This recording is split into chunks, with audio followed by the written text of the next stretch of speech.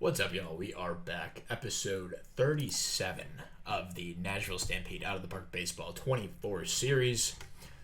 As you can see, we're in September here. We're 70 and 65.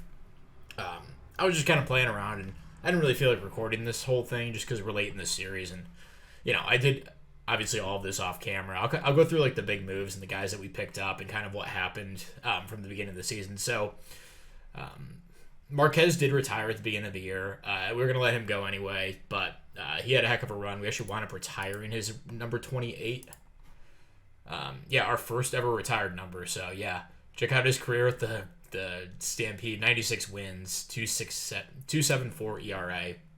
So, he didn't have a very good last season or anything, but we'll always remember him for like his peak years. He won the Cy Young in 2035 as a 37-year-old. He's now retired. Our first ever Stampede, retired number. So no one will ever wear number 28 again for the franchise. He finishes 79.1 WAR. Very much, Hall of Fame caliber. I would be shocked if he wasn't first ballot. That was the biggest thing to announce of off-season departures. And to replace him, we want to pick up one of the best arms in baseball, Fabian Miller, who's an Iron Man, high work ethic, high intelligence, and just a total beast. And, man, he has been basically Marquez 2.0, if not better. He's had a really solid career to this point. I didn't expect him to pull this out this season, but, he's up to 13.9 Ks per nine. 196 ERA plus, which is way above his career average, and going deep into games and basically replacing what we had in Marquez for all those years. We signed him to a 7-year deal, really affordable, 25 per. He's an opt-out at age 33, so we'll see if he takes that, if we even get that deep into the series. But that was our biggest pickup in the offseason. Let me see what else. I'm sure all this is pretty much the same as last year. We didn't really make a ton of upgrades. We picked up a bunch of guys at the deadline. This guy Munoz, picked him up from the Yankees. He had one really bad game. Besides that, has been good. We also picked up this guy Colton Harmon in a trade this offseason. In June. He's been okay. We just needed some arms in there that I felt a little bit better about. And we picked up this guy Josh Sanderson in the offseason for Danny Hazelrig, who was a catcher for us for a few years.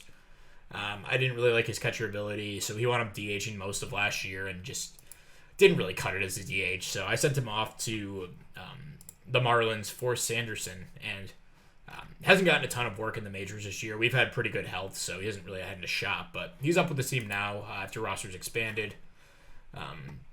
And the rotation's been pretty fantastic. We talked about Miller. Josh Shields, he had a good spring, put him in the rotation immediately. Man, he's returned dividends on this first round pick here from way back in the day. And, he cracked the opening day roster last year, didn't play at all in AAA, and had a decent season out of the bullpen last year. And this year, as a starter, has been awesome. He's 23 years old.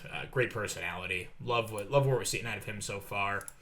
Johnny Colburn has followed up a really good season last year with one just about as good, maybe a little bit worse. The record's not quite there. That's a lot of run support, though. We actually wound up locking him into a really affordable contract. 4 years, 64 mil total. So that'll kick in after this season. We'll have him for a couple more years. He's one of these Iron Men who goes insanely deep into games. Him and Miller are going to be around long term as these Iron Men. So really pumped about that. Isaac Morton, it's been an interesting year from him. He's been overall good, but he has a 5-14 record, which is just, he hasn't been amazing. We signed him way back here, and he had a couple of really good seasons. Last few seasons have fallen off just a bit, but this year, the walks are up a tiny bit. The strikeouts are about in line with what he's had, but the record just has not been there. That's been the case with a lot of these pitchers besides Fabian Miller. And then Jamie Loving, who started the year in the bullpen for most of the season and We had Kurt Fleming in the rotation. He was pretty good through April, May, and June, and then July the wheels just completely came off. I moved him to the bullpen after the trade deadline, and he's been good out of the pen. But yeah, this July just was totally brutal. I still have hope for him long term, but for now he's back in the bullpen, and Loving has stepped in and done a nice job. That put Gary Berry in the bullpen to start the year. Hasn't really had a great season out there. The walks are way up. The strikeouts are about in line, but I was hoping for a little bit more out of him this season out of the bullpen, but he's been okay. Merton Blanco actually having one of his best seasons in his career. So he had a vesting option that wound up vesting with his games finished, I think. So he's making $9 million this season. Not totally opposed to bringing him back, but I think there was something going on where he didn't want to extend. Oh, just kidding. This is going to really depend on how he does in the playoffs because he's blown like every playoff game. Check out his postseasons, man. Like, it's not pretty the last 4 years. A lot of key blown saves. Beginning of the year beginning of his career, he was pretty reliable, but yeah, if we extend him, it's going to depend on his playoff performance. Because he's always been a really good regular season pitcher. Carlos Mendoza's been awesome yet again. Dude's just a really reliable arm to have. Picked up Keegan Allen. He's been good in limited time. Kranzler's been okay. Not great, but fine. That's about all the pitching that we have to discuss. Hitting-wise, it's been pretty good. Although, there's definitely some bad in here. Let's start with Regilo Nieves. So his range dropped to a 65. Which, is not good, and his hitting's been pretty brutal. He's picked it up a bit recently, but man, he had such a bad May.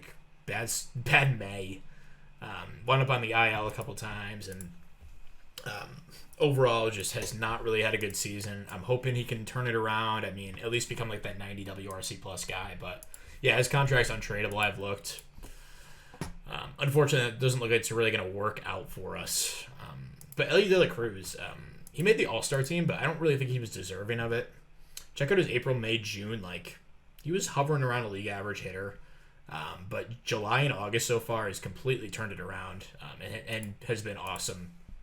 So, he's returning dividends. Molinex had just a spectacular first couple months. April, May, even June is really good. July and August, he's fallen off, but yeah, he was on pace for like 11 WAR for a lot of the season, and a lot of that's his defense, obviously. He's awesome in right field, but yeah, he's still been our second best hitter this season. Tanaka's fallen off quite a bit. I mean, he's improved the power,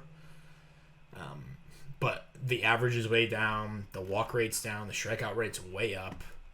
So we'll have to hopefully have him improve as the season goes on. And then Nate Parker.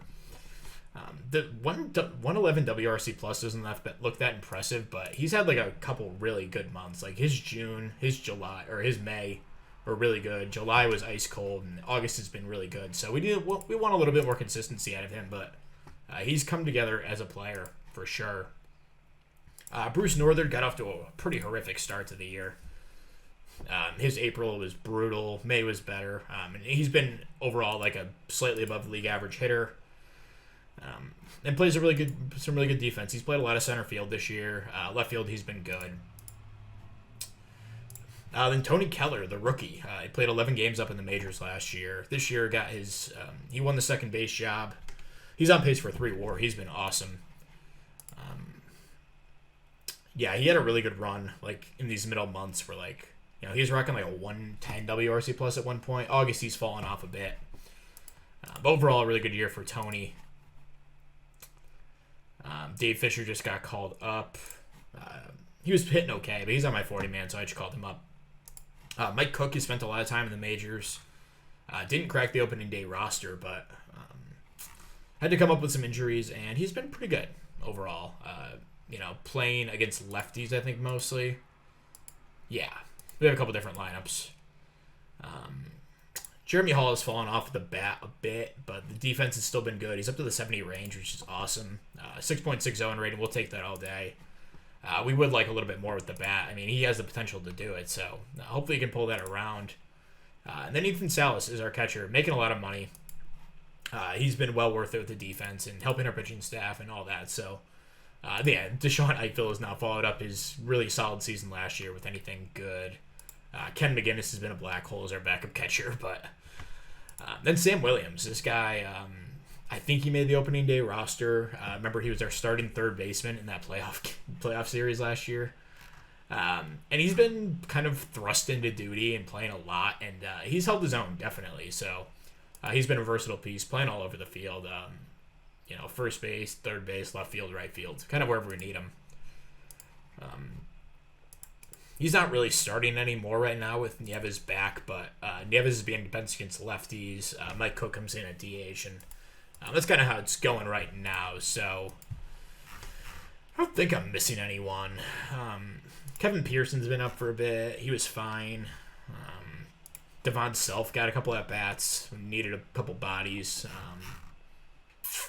That's about it. Oh, man, Tari's really struggled in Double-A. Yeah, I was being kind of aggressive with him. He was pitching well in High-A, and sent him to Double-A. Has not been really great. That might have been a little too aggressive, but anyway, we're back here for the playoff chase. We are right in the thick of it for this third wild card, and we're really underperforming at this point. Our projected is 76 and 59.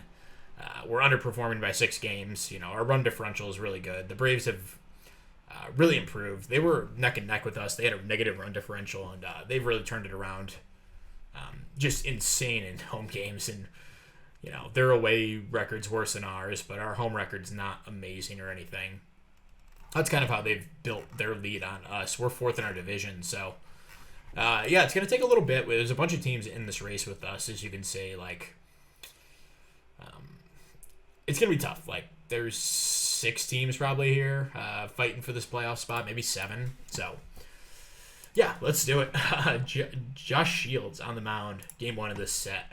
And looks like it was Ellie De La Cruz, bottom of the 9th, 3-run home run after Keller drove in the first run. And that's huge out of Ellie. He can make that trade worth it. There was an update with Luis Moreno. Okay, he was just on their team. He didn't actually make their roster this season, but he's on their 40-man. Had a really good year in A-ball, but they're just keeping him there, I guess. It's kind of how this game has worked this year with the demotions and everything. But, yeah, nothing else from that trade has really come back to bite us from what I remember. Mazin's in Philly now. Darcy's in San Fran. Valero's still with the team, but not playing well. And then Taharo's also with Philly. So they must have made a trade with these guys, I'd imagine. Oh, no. Okay. He got claimed off waivers. Okay, cool. Anyway, we win game 1 of the set. Josh Shields has a pretty decent start. Game 2, we win 3-1. Not too much offensively, only 4 hits, but able to push across 3. Johnny Colburn, an awesome start. Good job by the bullpen. Looking for the sweep here with Isaac Morton on the mound. Looking to pick up his 6th win on the year, and he does. 4-1 victories, we sweep. Nieves is a pretty good game. Love to see that. Give us anything for this contract. He's got 3 years left after this. It's not looking great, but we're probably stuck with him at this point. And a really good start from Morton. He needed that.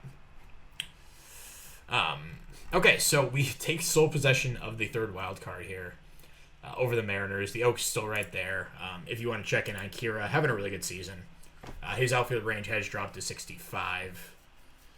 But, still an awesome player, and we'd love to have him, but of course, the injury issues are always going to pop up with him, it seems. So, Jamie Loving on the mound for game 1 of this set. We lose 8-0. Ouch. And not a great start by Loving. Sanderson gets knocked around a bit. Only 3 hits as a team, so not going to win much with that. Game 2, Fabian Miller on the mound. Our star arm this year, and we lose 4-3. Not the best start out of Miller, and Dan Miller comes in, and we had another guy named Danny Miller, but he got claimed off waivers early in the season.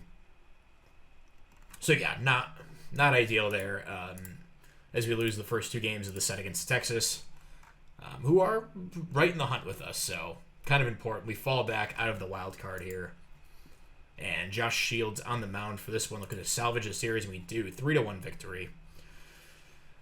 3 walks in the game for Northern. Like to see that. Yeah, he's actually turned in a pretty good year after the tough start. And Shields, man, what an awesome start out of him. I didn't know if he was going to be able to pitch late in the games, but he's on pace to throw 200 innings, which is just sweet. And Merton Blanco, man, he continues a really good season. He's walking way more guys than he did last year. We're giving up less home runs. He can just never seem to put it all together in a single season, which is, since like this 2031 season. I guess 2033 was also really good, but I'd like to keep him as a lifer here in Nashville. That'd be cool to have one of these guys. Since we lost Kira, Marquez wasn't that guy.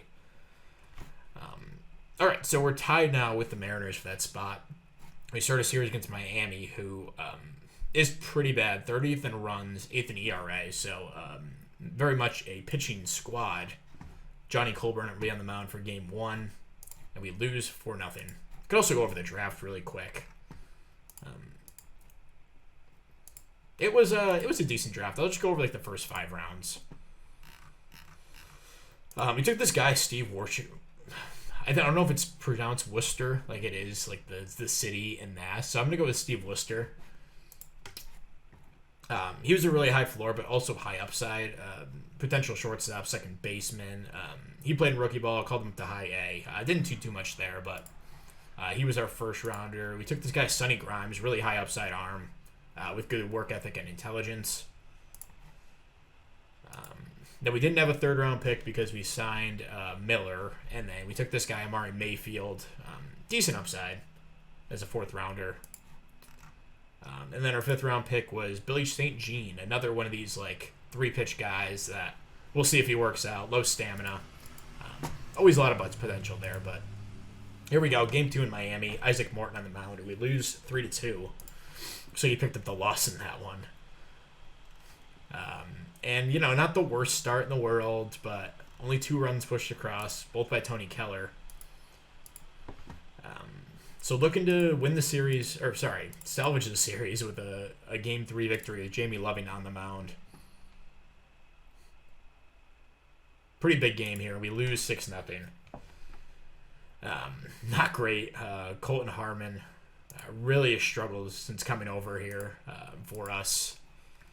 And we're 1 game back still of the Mariners, but the Oaks and Rangers still keeping pace. Astros not completely out of it either, so really need this one. Fabian Miller on the mound. And we win 9-1. Nice day for the offense as well. Looks like Ellie De La Cruz, Tony Keller did a lot of the damage. Ethan Salas, 3 hits, 2 RBIs. And a really good start by Miller, Fleming, and Derryberry get it done in the pen. So game 2 here for Josh Shields on the mound. Looking to take the series here. And we lose 3-2. Not much offensively. Shields, a quality start. Struck out a ton of guys. 14 Ks. Yeah, he's had a couple, absolutely insane starts. He had a 16K performance here, 13 here. He's been an absolute stud this season. Him and Miller they're basically doing what Marquez had done for us, which is really funny. And then, looking for the series win. Tied with the Mariners here. And Colburn on the mound. We lose 2-0. So the offense really letting us down. 1 hit against this guy who's okay, I guess, but not having a great year. Colburn, did about the best he could. And yeah, not much going on there. So we lose the series against the Dodgers. And we're pushed back. Now the Oaks and Rangers both ahead of us and the Mariners. Astros still right there. Angels, Rockies still in the hunt. And we start a big series against Arizona here, who are one of the best teams in baseball yet again. 5th in runs, 10th in ERA. And Isaac Morton here looking to pick up a win with the 6-15 record. We lose 4-2. And Kranzler blew it in this one. But only 2 runs pushed across, both by Northern. So Jamie Loving on the mound in game 2 of the set. We win 6-2. Tony Keller, a couple more RBIs. He's had an awesome season, man. Love what we got out of him.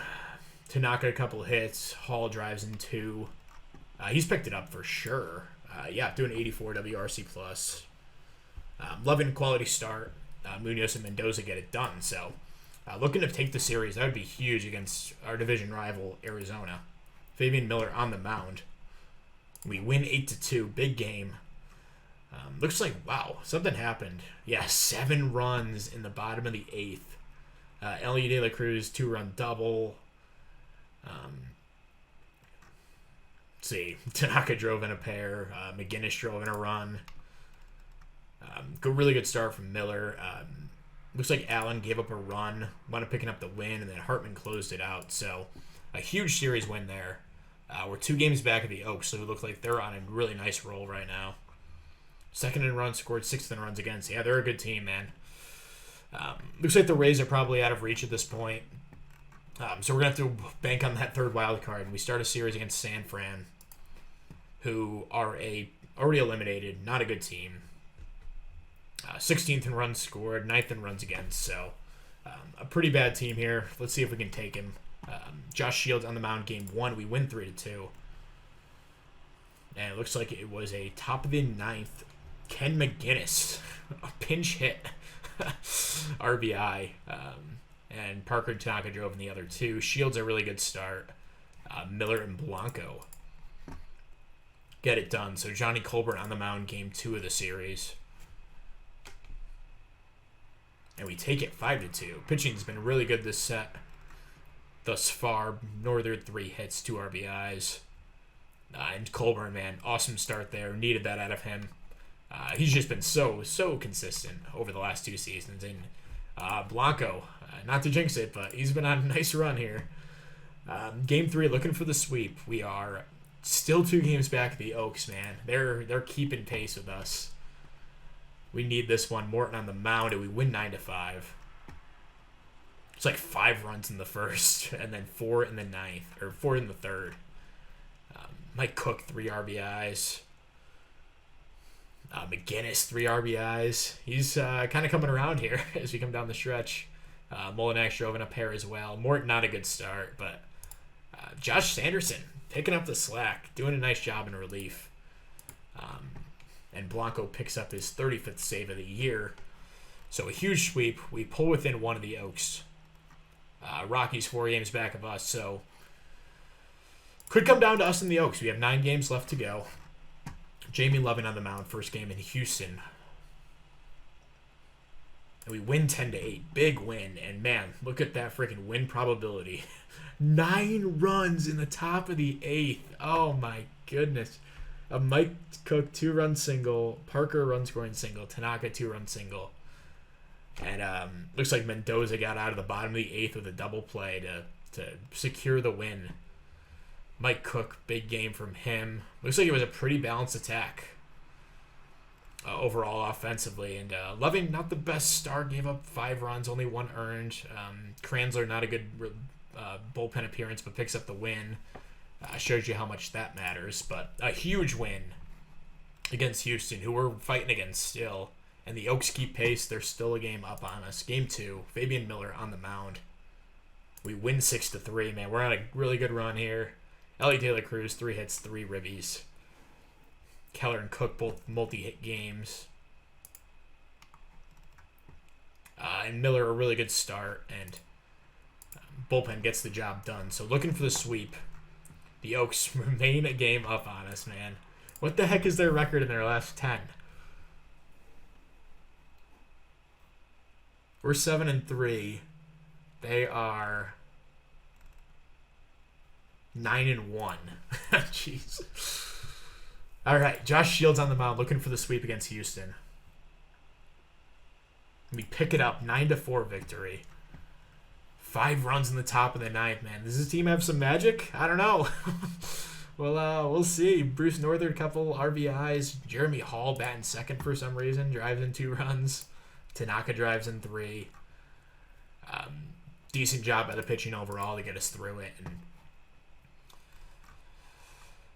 oh my God, the Padres are right there, man. This is insane. What an insane run. to end the season here. Padres. Oh, no. Okay. So, all right, never mind. They just fell out of the division. But yeah, the Oaks 9-1. They pulled a first place in the division. Honestly, that might be the best case scenario. If they keep chugging along, and we can, pass out the Padres here. I mean, that could work for both of us. We could both make the playoffs here, hypothetically. So, big series here against the Royals, who are not a good team. Johnny Colbert to be on the mound for Game 1 in Nashville. We win 4-2 as we continue to cook.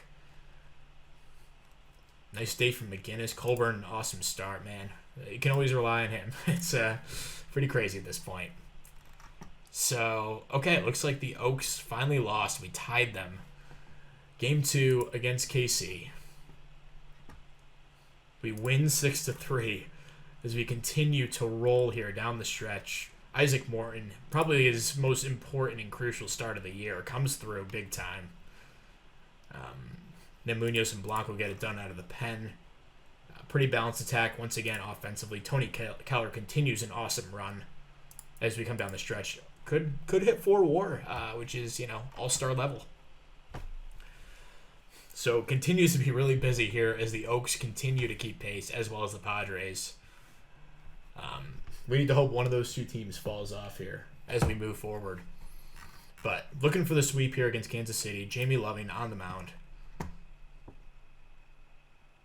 We lose 3-2. Oh my god. Every freaking season, dude.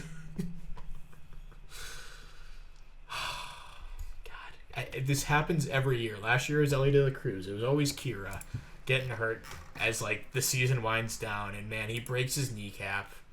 Probably our most important player, just due to his, his speed, his defense, his pretty good hitting. And that is an absolute brutal blow to this cursed team. All right, so we have a couple options here. Jim Spencer is a guy who I would totally call up. He could play some outfield. We just drafted him in the first round last season. Has hit really well at every level of the minors.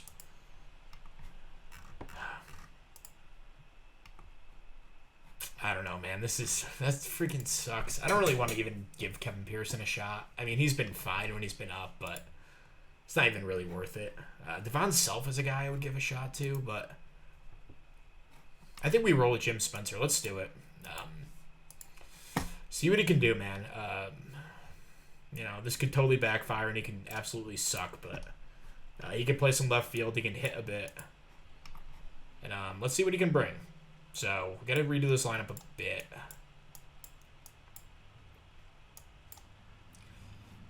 All right, we'll at least start him against righties. Against lefties, we can go...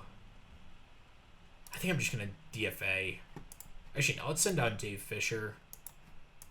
Then we'll call up Devon Self. So, that works. And we'll start Self against...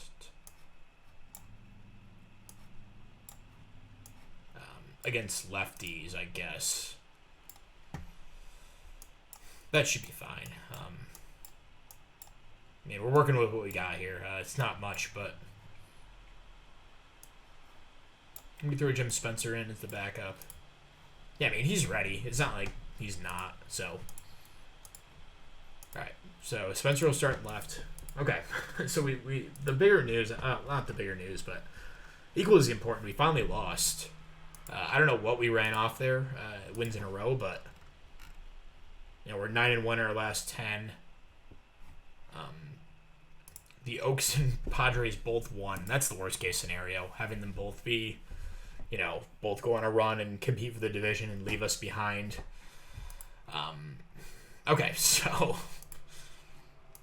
let's keep going. We have an off day finally, and we'll have Fabian Miller, Josh Shields, Johnny Colburn for this series against Atlanta, which is pretty big, as they're a good team. And last 3 games of the season, we have to, we might have to win out here, to considering how the Oaks and Padres have both played here.